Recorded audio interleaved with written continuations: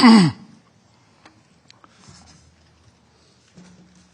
begin my statement today in this 10,000th session of the Security Council with an apology. An apology to the people of Palestine, in particular in Gaza, to those whose eyes are turned to this Council today. We Algerians, we hear you, Palestinian sisters, Palestinian brothers. Forgive us. Forgive us, in particular in Gaza, where fire consumes, where rubble suffocates. Forgive us because this Council could not save your children. More than 18,000 of them have been killed by Israel. Forgive us because this Council could not protect your women. More than 12,000 of them have been killed by Israel. Forgive us because this Council could not shield your elderly. More than 4,000 of them have been killed by Israel. Forgive us because this Council could not defend your doctors, your nurses. More than 1,400 have been killed by Israel. Forgive us because we couldn't defend your journalists. More than 250 have been killed by Israel.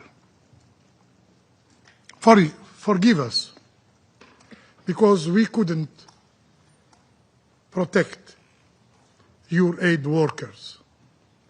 More than 500 of them have been killed by Israel.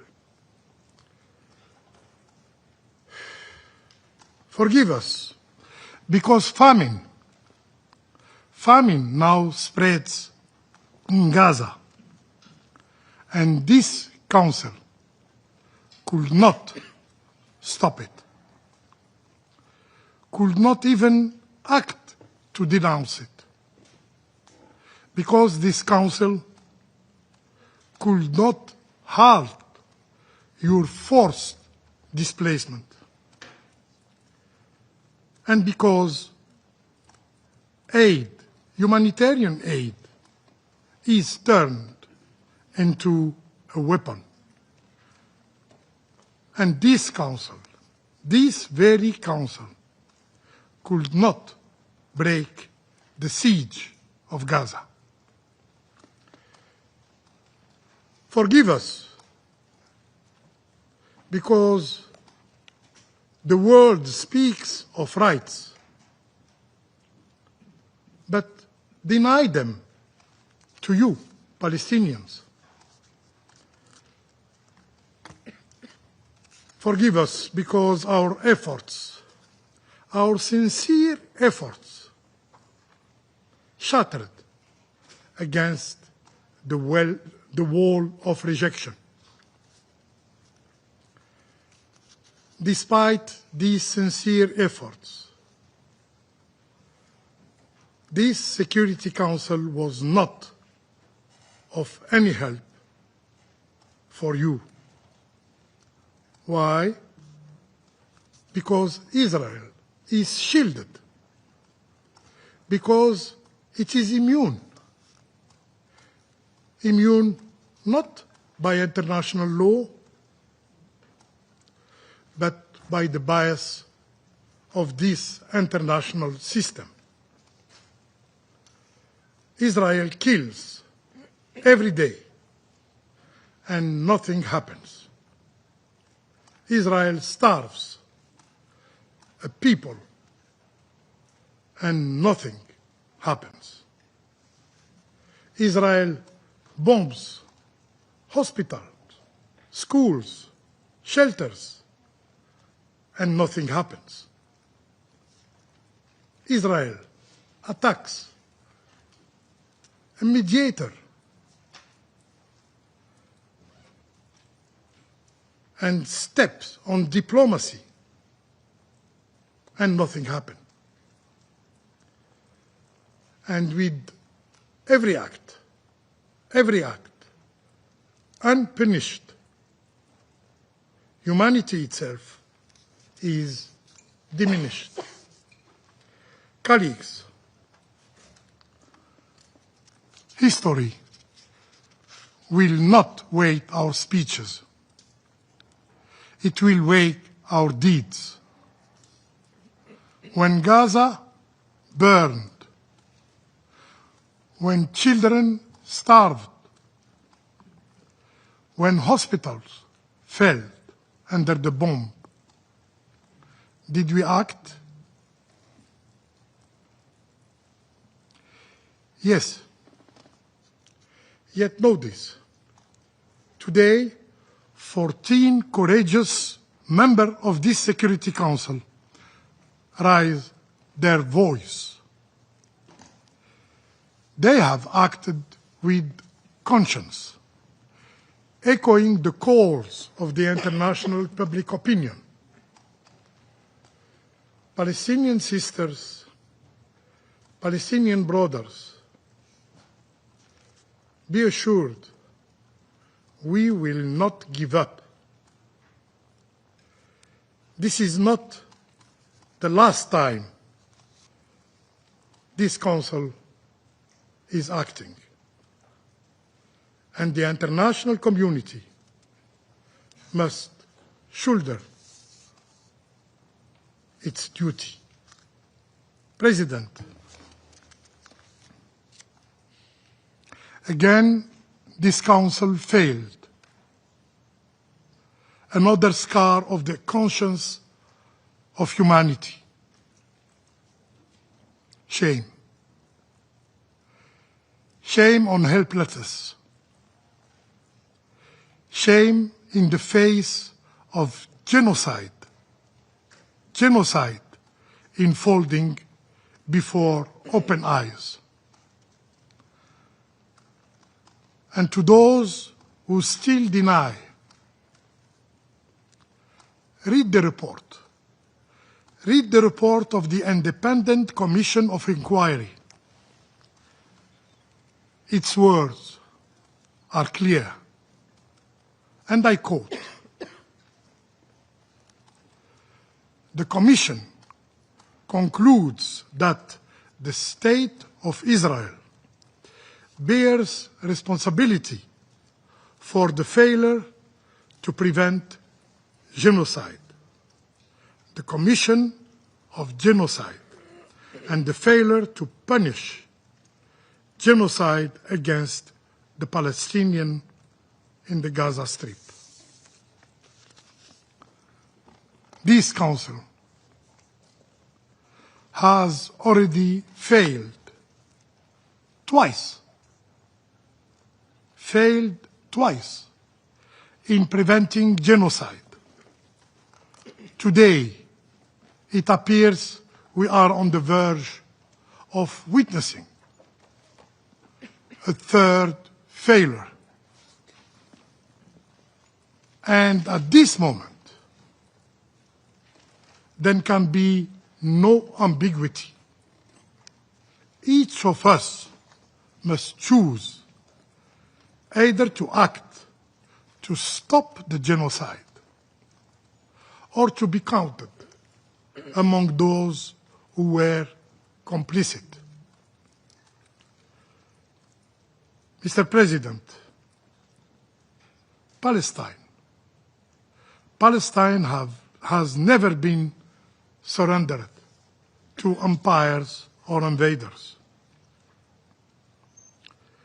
Those who sought to subdue to subdue it are remembered only in shame. Palestine is for the Palestinian, and Algeria, as President Abdelmajid Tebboune has vowed, will never, never abandon them. Not until the establishment of Palestinian state with Al-Quds Sharif as its capital. I thank you. I thank the representative of Algeria for the statement. I now give the floor to the representative of Pakistan. Mr. President, on the eve of the 80th General Assembly session and the high-level week, this 10,000th meeting, what a dark moment in this chamber. Pakistan voted in favor of the draft resolution alongside 13 members of the Council. We commend Denmark for its efforts in coordinating this joint E10 initiative. We align ourselves with the remarks of the permanent representative of Denmark.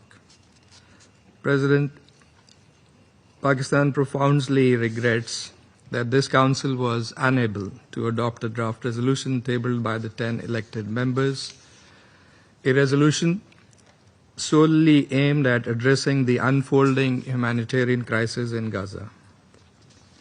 This was not a routine procedural matter. It was an opportunity to act in the face of unprecedented brutality and devastation and mass displacement in Gaza as the Israeli ground invasion intensifies.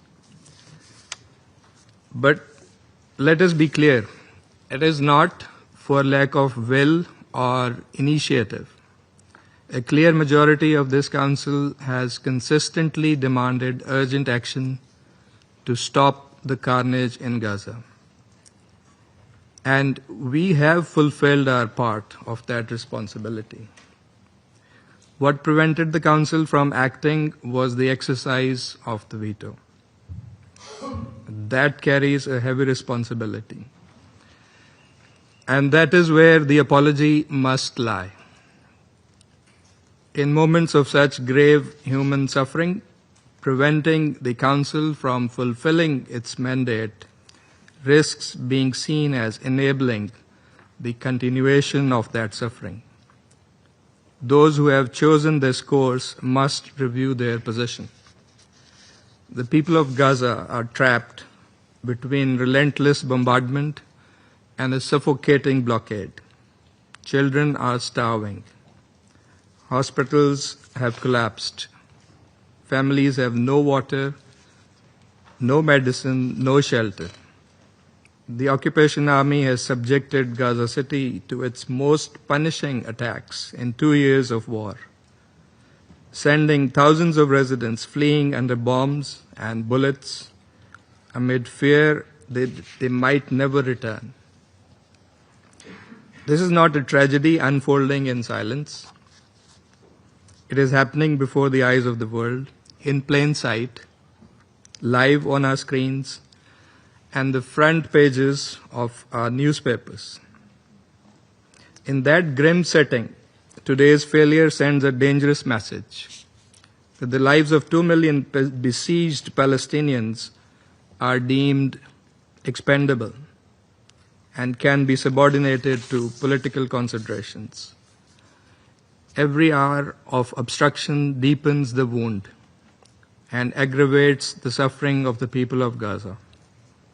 Each failure compounds the cost also for the credibility of this Council. The human toll is staggering. More than 64,000 Palestinians have been killed.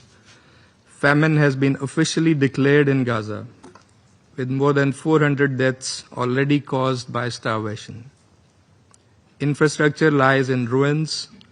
Hospitals, schools, water, and energy systems have been deliberately targeted and devastated.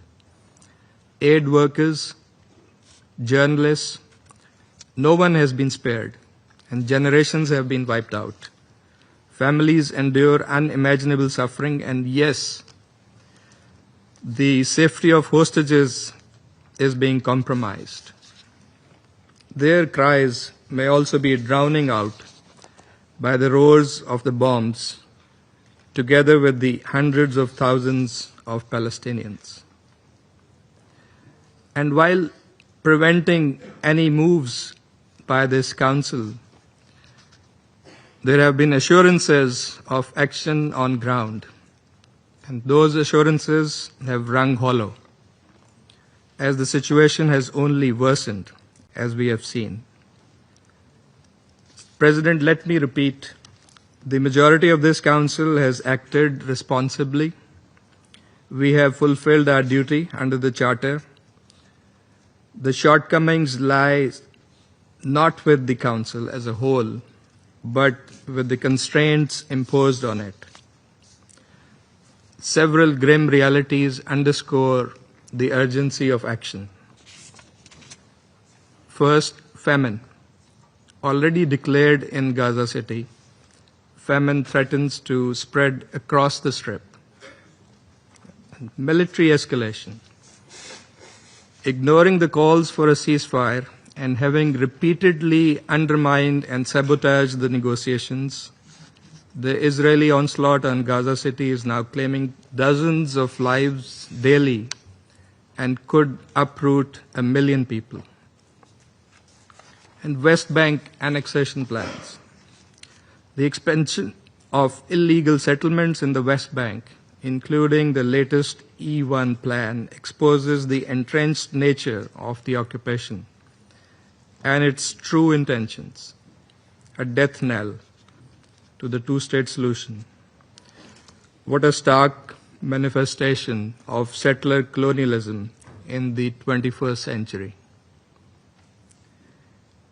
And we cannot remain oblivious of the fact that all of this is happening with an ongoing case in the ICJ and the unmistakably grave findings of the UN Commission of Inquiry regarding the acts of genocide in Gaza. Mr. President, Pakistan reaffirms its unwavering support for the Palestinian people in their just struggle for self-determination, dignity, and justice.